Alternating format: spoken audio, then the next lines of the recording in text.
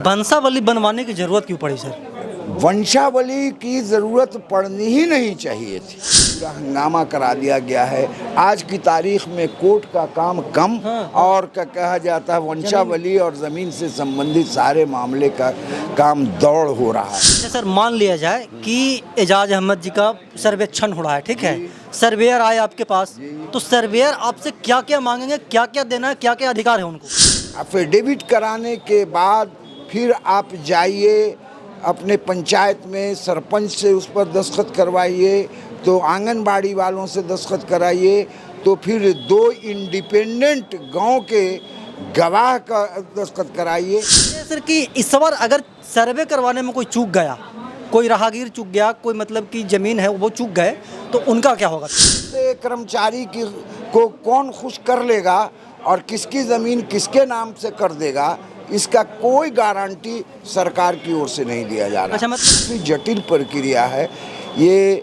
कार्रवाई कहाँ जाके रुक जाएगी अभी भी नहीं कहा जा सकता। रुक भी सकता है? जी हाँ, बिल्कुल रुक सकता है, जो कि काफ़ी जटिल प्रक्रिया बना दी गई है। इसका देहातों में अलग सर्वे हो रहा है, शहरों में अभी सर्वे के कार्य नहीं किया जाएगा।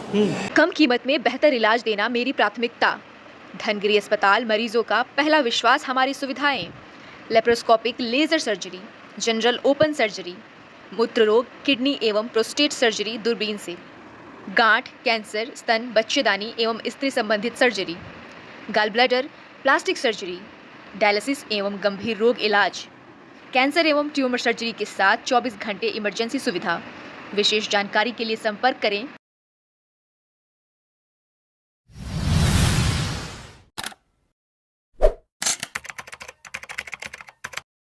नमस्कार, प्रणाम, मैं अमित चौरसिया और आप देख रहे हैं नालंदा दस्तक। हमारी मौजूदगी है नालंदा के हिलसा कोर्ट में और बिहार सरकार के द्वारा पूरे बिहार में ज़मीन का सर्वे हो रहा है और ज़मीन सर्वे को लेकर के ग्रामीणों में एक अलग ही चर्चा का विषय बना हुआ है। और इसी टॉपिक पे वार्तालाप करने के लिए हम पहुँचे हैं हिलसा बार एसोसिएशन के सीनियर एडवोकेट हैं एजाज अहमद जी। एजाज अहमद जी से वार्तालाप करेंगे कि आखिरकार ज़मीन सर्वेक्षण क्यों ज़रूरी है, क्यों हो रहा है और इसमें आम लोगों को, ग्रामीणों को, जो ज़मीन के मालिक हैं, उनको क्या क्या दिखाना है, क्या क्या बताना है। सर, सबसे पहले आपको हमारे चैनल पर स्वागत है। आपका भी स्वागत है। सीधा सवाल होगा सर कि ज़मीन सर्वेक्षण का ज़रूरत क्यों पड़ा, सरकार इतना दिन से बैठी हुई क्यों थी, और अगर सर्वेक्षण का ज़रूरत पड़ा तो जो आम जन है, जो मतलब कि राहगीर हैं, उनको किन किन प्रक्रियाओं से गुजरना पड़ेगा? असल सर्वे का जो ज़रूरत पड़ा है वो बहुत आखिर में पड़ रहा है। इसका देहातों में अलग सर्वे हो रहा है, शहरों में अभी सर्वे के कार्य नहीं किया जाएगा।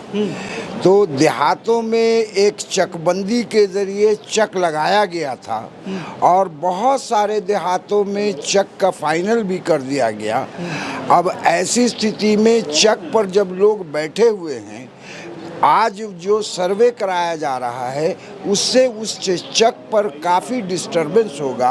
एक दूसरे की ज़मीन फिर कहीं से कहीं जाने का पूरी संभावना बनी हुई है, जिसके लिए सरकार ने अभी तक कोई कानूनी प्रक्रिया को एडॉप्ट नहीं किया है। दूसरी बात कि इस सर्वे में जो कागजात सरकार के द्वारा मांगे जा रहे हैं वो मांगे जा रहे हैं पुश्तैनी ज़मीनों के संबंध में। जो खतियानी ज़मीन है, किसी पूर्वजों की ज़मीन है, बाप दादाओं की ज़मीन है और उनके हेयर्स जो अभी ज़िंदा हैं, तो अपना वंशावली बना करके दें और खतियान की कापी लगा करके दें, तो उनका यानी कि टाइटल डिक्लेयर किया जाएगा, सर्वे में उनका नाम अंकित कर दिया जाएगा, जो कि काफ़ी जटिल प्रक्रिया बना दी गई है।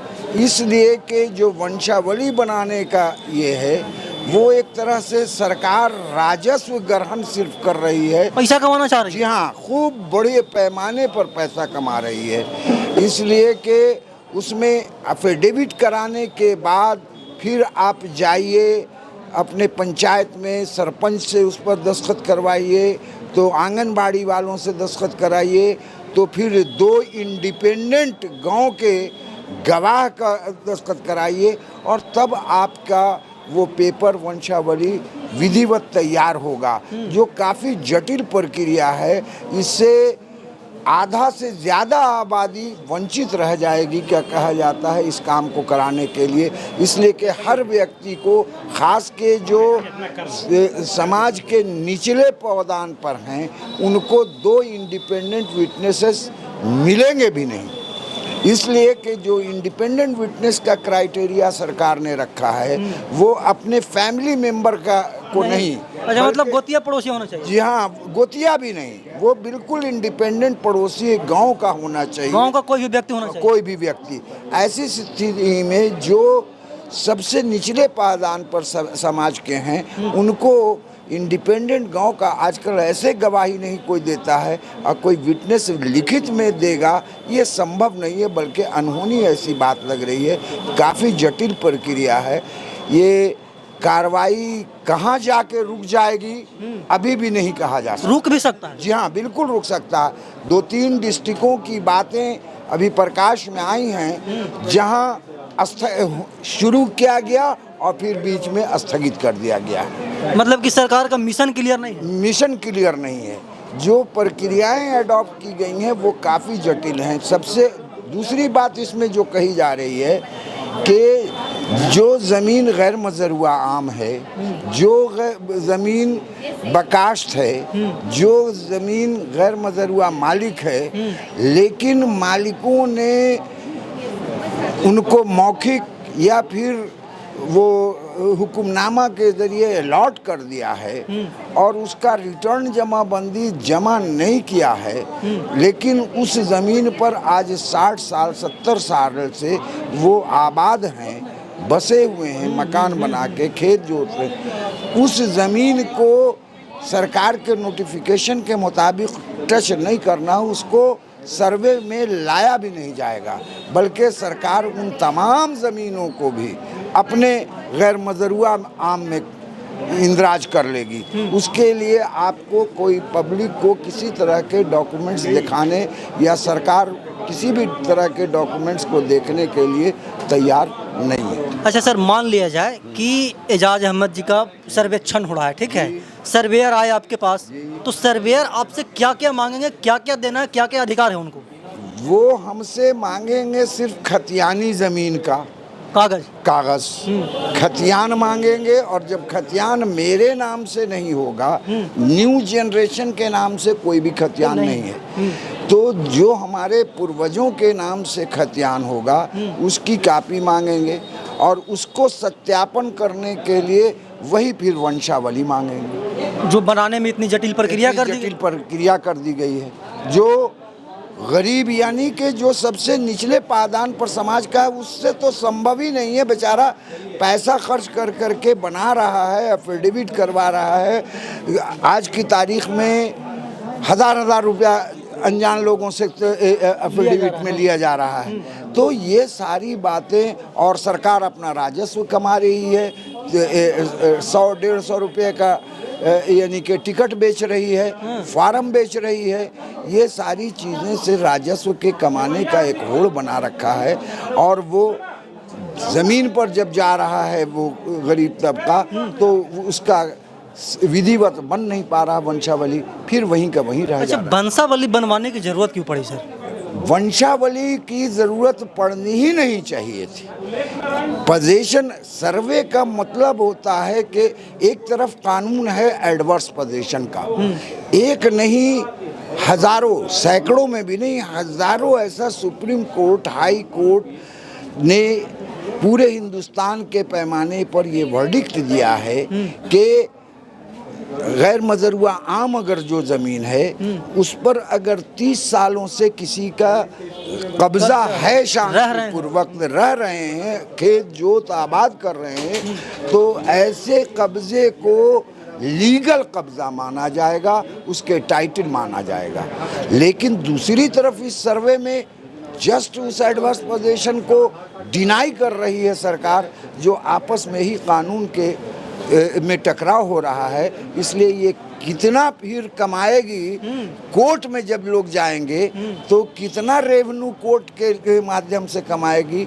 तो ये एक तरफ एक्साइज को बंद कर करके सरकार ने का कहा जाता है रेवेन्यू कमाने का राजस्व विभाग के माध्यम से शुरू किया है, जिसका एक प्रमाण ये है कि साहब रजिस्ट्री फ़ी भी 4 गुनी कर दी गई है। रजिस्ट्री फी को भी बढ़ा दिया गया, बढ़ा दिया गया है। सब करवाएंगे ही रजिस्ट्री? हाँ, सब कराएंगे ही, उनकी मजबूरी है। अच्छा, नए जो रजिस्ट्री जो खरीदार हो रहे हैं उनके बारे में सरकार कह रही है कि उनके पास जो रजिस्ट्री का डॉक्यूमेंट्स होगा उसको मान लिया जाएगा, लेकिन फिर वो कहती है दूसरी तरफ इसमें नोटिफिकेशन में कि जो रजिस्ट्री करा रहे हैं, रजिस्ट्री करने वाले के नाम से अगर म्यूटेशन नहीं किया हुआ है तो ऐसी स्थिति में उस रजिस्ट्री का कोई वैल्यू नहीं होगा। तो ये इस तरह का खुद सरकार का कंसेप्ट अपने आप में ही क्लियर नहीं है और मैदान में सारे लोगों को उतार कर करके पूरा हंगामा करा दिया गया है।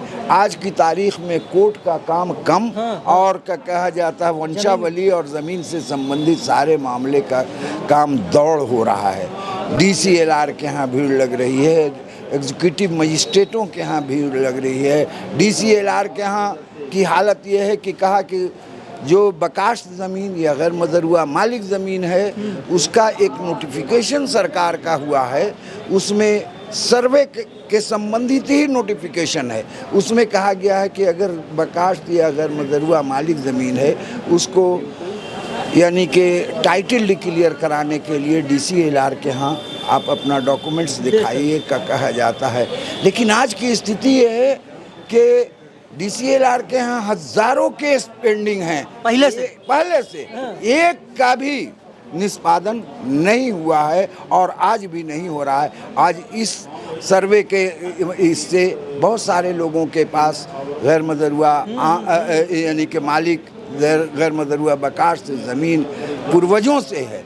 अब उसको ये कराने के लिए रोज़ एक वकील साहब के टेबल पर 10-10 ठो अपील है और अपील सुनने के लिए तैयार नहीं। अच्छा, मतलब कि जो कोर्ट का लीगल जो काम होना चाहिए वो भी प्रभावित हो रहा है, काफ़ी बाधित हो रहा है। मैं तो यही देख रहा हूँ, रोज़ हमारे यहाँ आता है, मैं कुछ करता हूँ लेकिन ज़्यादातर हम इस काम को नहीं करते हैं। अब मेरी मजबूरी है कि प्रैक्टिस करते हैं तो करना है। अच्छा सर, एक सवाल ये भी होगा कि जैसे कि बहुत सारे लोग ऐसे हैं जो रहते तो हैं मतलब कि दूसरे प्रदेश में, जैसे कि बिहार छोड़कर कोई उत्तर प्रदेश, झारखंड, मुंबई, लुधियाना कहीं भी रहते हैं। अब सर्वे हो रहा है, अब वो गांव में है नहीं, फिर उनका ज़मीन का क्या होगा? उनकी ज़मीन का तो उनको आ कर के स्पॉट पर रहना होगा, बल्कि कर्मचारी के साथ उनकी के फोटोग्राफी की भी इसमें व्यवस्था है। अगर ऐसा नहीं कराते हैं तो ये जो चल रहा है अभी का हाल कि किसके नाम से कर्मचारी को कौन खुश कर लेगा और किसकी ज़मीन किसके नाम से कर देगा, इसका कोई गारंटी सरकार की ओर से नहीं दिया जा रहा। अच्छा, मतलब कि जो सर्वेयर आएगा उसको लोग थोड़ा बहुत मतलब गुलाबी गुलदस्ता दे देंगे तो बदल भी सकता है।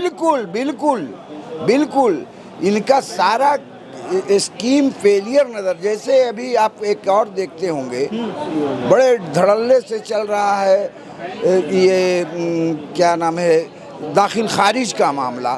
दाखिल खारिज में पुराना ऑफ लाइन में जो रसीद कटी हुई है उस रसीद को कह रहा है कि ऑनलाइन कराइए।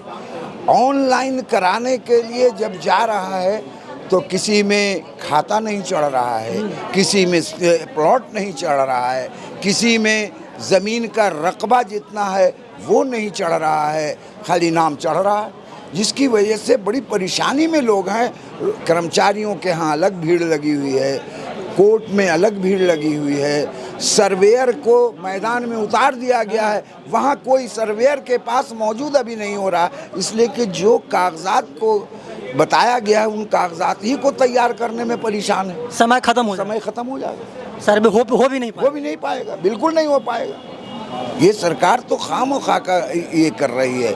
आपको चकबंदी में जो आपने चक लगवा दिया उस पर भी दिक्कत है। चक पर जहाँ फाइनल हो गया, गजट हो गया, वहाँ लोग म्यूचुअल अंडरस्टैंडिंग से छोटे टुकड़े को एक चक में बना करके वो बैठ गए, विधिवत उनको नोटिफाई कर दिया, सरकार ही ने किया।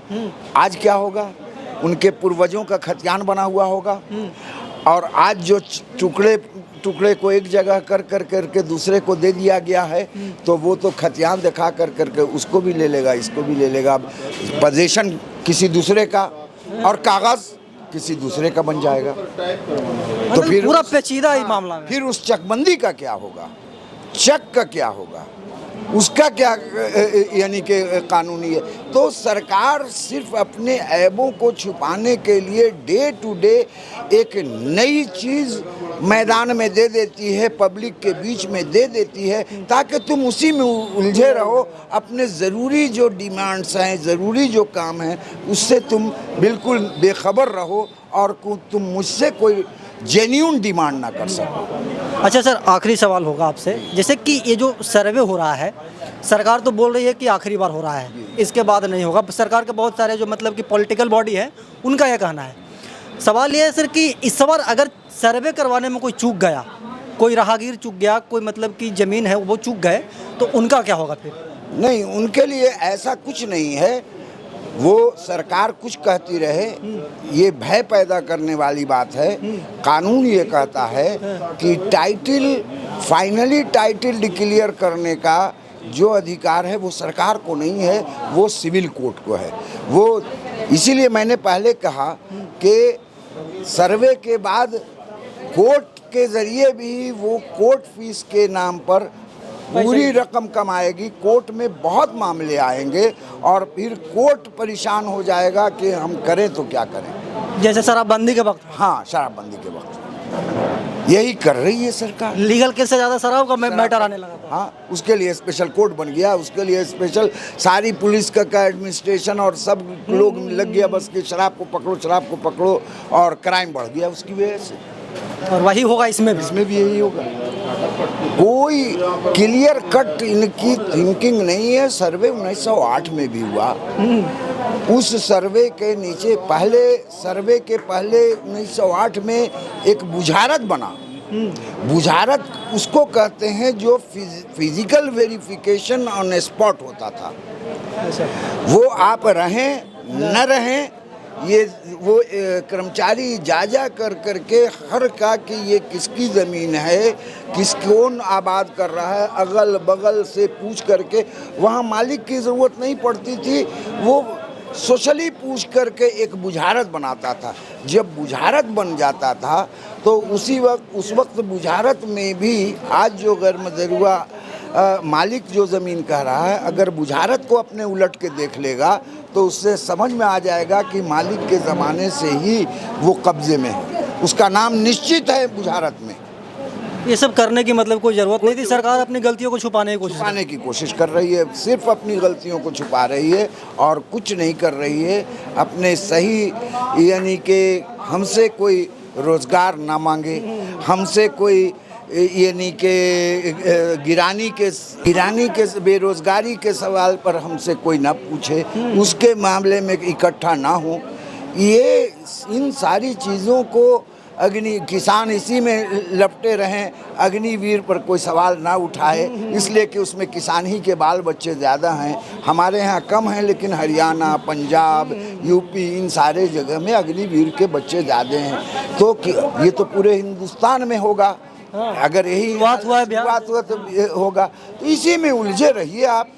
कहीं किसी दूसरे प्रदेश में दूसरे तरह का स्लोगन दे रही है सरकार, उसमें उलझाए हुए है। यहाँ ज़मीन के सिलसिले में दिए हुए हैं। अब जिसको घर ही रहने की एक छत है, वही एकमात्र ज़मीन है, और उसको भी आप कहते हैं कि कागज़ दिखाओ, तो साहब परेशान तो उसी में हो जाएगा। उसको रोज़गार और पेट का आग तो भूल जाएगा वो।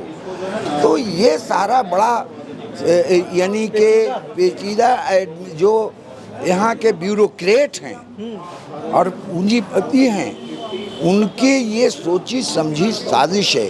पैसे के बल पर फिर ज़मींदारी लौटा देना चाहती है सरकार कि बड़े जो किसान हैं वो किन किन लोगों का अपने नाम करवा लेंगे, किन किन लोगों का अपने कब्जा दिखवा देंगे, वो तो सर्वेयर आएंगे वो करके चले जाएंगे।